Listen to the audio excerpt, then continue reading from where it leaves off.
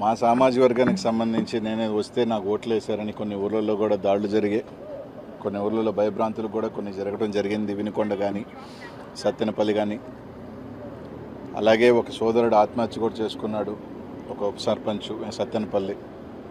తప్పకుండా వాళ్ళందరినీ కూడా కలుస్తాం, వాళ్ళకి భరోసా ఇచ్చే కార్యక్రమం చేస్తాం. ఈరోజు వాళ్ళకి ప్రజలు మ్యాండేట్ ఇచ్చారు. తప్పకుండా వాళ్ళు చేసిన హామీలన్నీ కూడా మంచి చేయాలి మనస్ఫూర్తిగా, ప్రజలకి మంచి చేయాలి మనస్ఫూర్తిగా కూడా కోరుకుంటాం. వాళ్ళకి అన్ని రకాలుగా కూడా ఏదైతే వాళ్ళ కూటమికి ఇచ్చిన మ్యాండేటు, ప్రజలకు ఇచ్చిన హామీలు అన్నీ కూడా నెరవేర్చాలని కోరుకుంటాం. తప్పకుండా కూడా ప్రజాక్షేత్రంలో వాస్తవమే ప్రజలు మాకు పెద్ద ఎత్తున ఒక భారీ మ్యాండేట్ ఇచ్చారు. మా తప్పొప్పులు ఏదన్నా ఉన్నా కూడా తప్పకుండా సరిదిద్దుకుంటాం.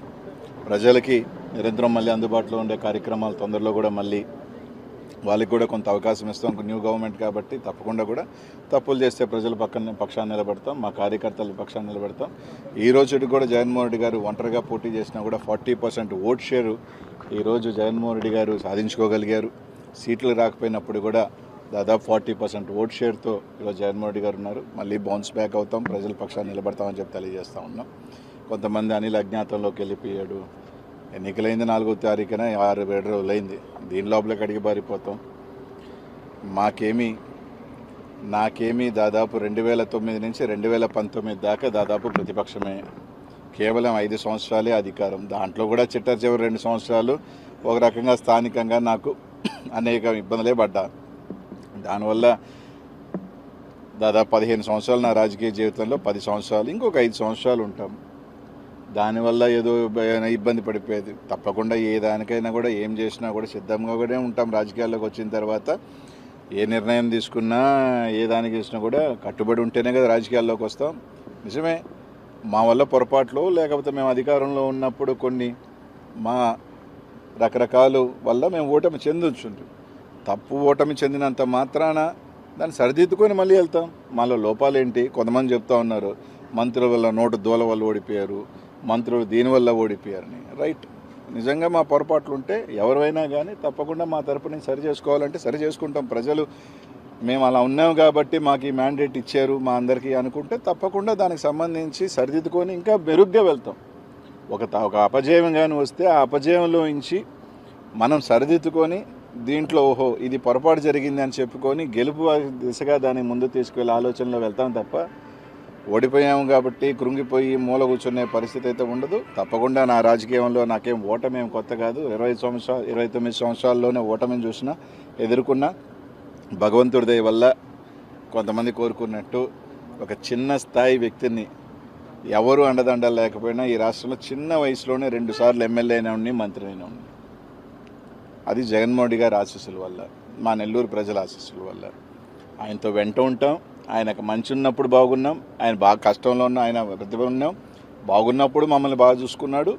ఈరోజు ఆయన మళ్ళీ కూడా ఆయనతోనే ఉంటాం, ఆయనతోనే నడుస్తాం, కడదాకా కూడా ఆయనతో ప్రయాణం చేస్తాం. ఆయన కష్టాల్లో ఉంటాం, అన్నింటిలో ఉంటాం. మేము ప్రజల పక్షాన ఉంటాం. వాళ్ళు కానీ ఏదైతే హామీలు ఇచ్చారో లేకపోతే ఖచ్చితంగా నిలదీసే కార్యక్రమం కూడా చేస్తాం. కానీ దాంట్లో మాలో లోపాలని సరిదిద్దుకుంటాం.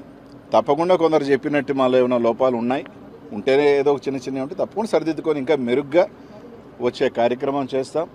దాడులు దయచేసి ఈరోజు వాళ్ళకి మ్యాండేట్ ఇచ్చారు. ఈరోజు ఆ రోజుల్ని చూస్తున్నాం. పల్నాడులో ఏ విధంగా దాడులు చేస్తున్నారు, ఏ విధంగా ఊర్ల మీద పడి చేస్తున్నారు. వాళ్ళు ఆలోచన చేసుకోవాలా. వాళ్ళే చెప్పారు మేము దాడులు చేసాం కాబట్టి మేము అధికారం కోల్పోయాము రకరకాలని. ఇప్పుడు వాళ్ళు చేస్తున్నారు. వాళ్ళ భాష తీరు మార్చుకోకపోతే వాళ్ళు కూడా 2029లో తప్పకుండా కూడా కూర్చుంటారు. అదేం ఇబ్బంది ఏం లేదు.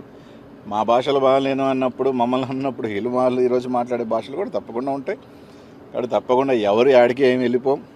ఖచ్చితంగా వాళ్ళు కూడా ఓడిపోయినప్పుడు కొన్ని నెలల తరబడో సంవత్సరాల తరబడో వాళ్ళు కూడా ఇళ్లలోనే ఉన్నారు. అవకాశాలు ఇచ్చారు ప్రభుత్వాలకు కూడా. ఈరోజు కూడా ఖచ్చితంగా ఈరోజు అయిందే 4వ తారీఖు ఎన్నికైపోయింది. ఎన్నికైపోగానే వచ్చి రోడ్ల మీద పడవం కదా. వచ్చిన తర్వాత ఆ ప్రభుత్వానికి టైం ఇస్తాం, వెచ్చి ఉంటాం. అంతమించి ఇంకేం లేదు. అన్నిటికీ సిద్ధపడే వాళ్ళమే. అన్నిటికీ కూడా కష్టాలకి రాజకీయాల్లోకి వచ్చినప్పుడు ఇప్పుడు కూడా గెలుపులే ఉండం, ఓటమి ఉంటుంది, గెలుపు ఉంటుంది. ఈ ప్రజాక్షేత్రంలో పోయినసారి మాకు మ్యాండేట్ ఇచ్చారు, ఈసారి వాళ్ళకి మ్యాండేట్ ఇచ్చారు, రేపు మళ్ళీ మాకు మ్యాండేట్ ఇస్తారు. ఒక్కసారి అందరూ గుర్తుపెట్టుకోవాల్సింది ఏంటంటే 234 సీట్లు ఉన్న తమిళనాడులో ఒకసారి కేవలం డిఎంకే 2 సీట్లే వచ్చింది. రెండే.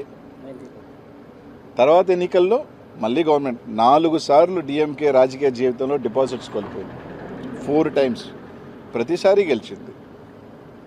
కాబట్టి 2019లో మేము గెలిచినప్పుడు తెలుగుదేశం పని అయిపోయింది అన్నారు, ఇప్పుడు మా పని అయిపోయింది అది అంటున్నారు. సరే 2029కి ఏ విధంగా బౌన్స్ బ్యాక్ అవ్వాలి, ఏ విధంగా ప్రజలకు అండ ఉండాలి అంతా కూడా రచిస్తారు. ముఖ్యమంత్రి మా జగనన్న తప్పకుండా బౌన్స్ బ్యాక్ అవుతాం, తప్పకుండా వస్తామని చెప్పి తెలియజేస్తాం. ఎన్నికల ముందు అనిల్ అనేక ఛాలెంజ్ చేశారు, వాటి సంగతి ఏంటంటే టీడీపీలు అడుగుతున్నారు.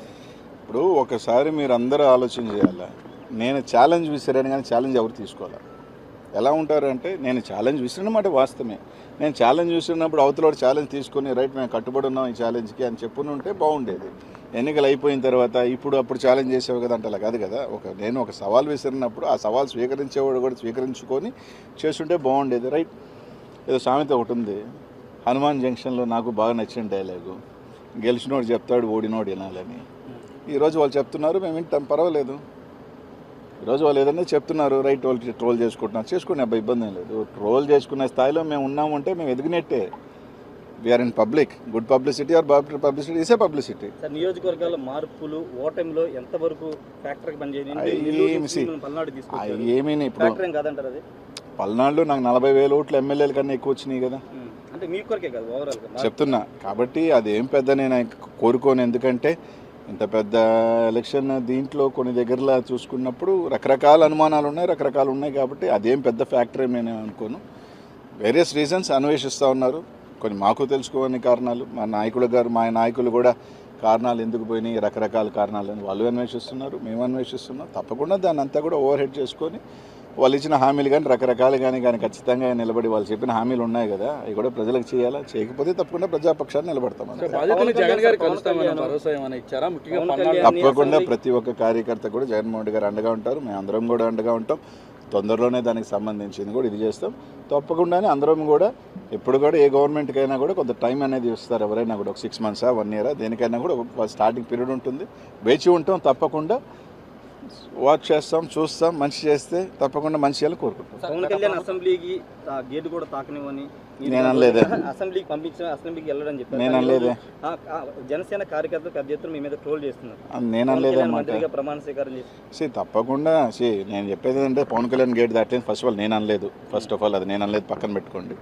రైట్, ఇదే పవన్ కళ్యాణ్ గారు గతంలో ఓడిపోయారు, ఇప్పుడు గెలిచారు, అంతే. దాంట్లో ఏముంది? రేపు అనేది మళ్ళీ ఉంటుంది కదా రాజకీయాల్లో it is cycle. Congress party 10 years ఉంది, 15 years లేదు. చంద్రబాబు నాయుడు గారు కూడా 4 సార్లు ఓడిపోయారు, మళ్ళీ వచ్చారు కదా.